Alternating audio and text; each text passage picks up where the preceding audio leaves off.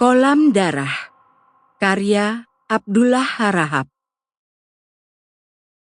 Bab 1. Itu mungkin dosa. Dosa yang manis, tetapi sekaligus juga aneh dan membingungkan. Betapa tidak, selama beberapa hari terakhir ini, Suharyadi terus-menerus didatangi bayang-bayang tak jelas, serta hanya muncul sekilas-sekilas pula. Munculnya pun tidak pandang tempat dan waktu. Saat Suharyadi menjelang tidur, dalam mimpi di kala tidur, atau sehabis bangun tidur. Bahkan ketika Suharyadi berkeliling siang atau sore hari, mengontrol perkebunan miliknya, lalu secara kebetulan melihat dua sosok tubuh berbeda pada waktu bersamaan. Misalnya wanita muda pemetik teh yang berdada montok serta berpinggul padat, tampak berjalan atau bekerja berdampingan dengan wanita muda pemetik teh lainnya yang bertubuh kurus dan tampak seperti sakit-sakitan. Dua sosok yang kontras semacam itulah yang selalu muncul dalam bayang-bayang tak jelas yang seakan tak pernah berhenti mengganggu ketenangan Suharyadi.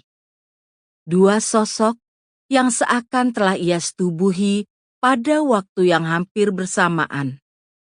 Sosok pertama, ia lihat sedang sibuk mengepel lantai di depan tungku pendiangan dan ia yakini adalah istrinya Ningrum. Tetapi Ningrum yang masih sehat, montok segar. Namun anehnya, setiap kali ia rangkul dan ciumi, Ningrum meronta-ronta dan memohon agar dilepaskan. Tetapi nafsu berahi yang liar serta tak terkendali membuat Suharyadi tak peduli dan terus memaksakan kehendaknya. Begitu tubuh Ningrum ia masuki, istrinya tidak lagi meronta, namun masih menangis dan terus menangis sampai nafsu berahi Suharyadi terlampiaskan tuntas. Dalam bayang-bayang tak jelas itu, Suharyadi kemudian melihat dirinya masuk ke kamar mandi, tak jelas untuk bersiram atau buang air. Yang pasti, ia kemudian masuk ke kamar tidur dan melihat Ningrum, tahu-tahu sudah terbaring di atas ranjang mereka. Kali ini, Ningrum yang kurus dan sakit-sakitan. Aneh memang. Dan lebih aneh lagi, hasrat Suharyadi kembali bangkit begitu saja. Sedemikian hebat, sehingga Suharyadi langsung mengangkangi Ningrum, merobek-robek gaun tidur Ningrum dengan liar. Dan dengan liar pula, Suharyadi kembali memasuki tubuh di balik robekan gaun itu. Ningrum sampai terbangun dengan kaget. Tetapi kali ini, Ningrum tidak meronta seperti halnya tadi di depan tungku pendiangan. Ningrum hanya memprotes lemah dan mengeluhkan dirinya yang sedang sakit.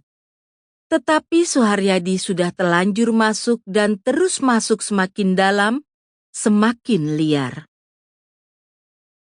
Ningrum yang ini tidak menangis, tetapi tampak pasrah, bahkan kemudian bergerak melayani Suharyadi.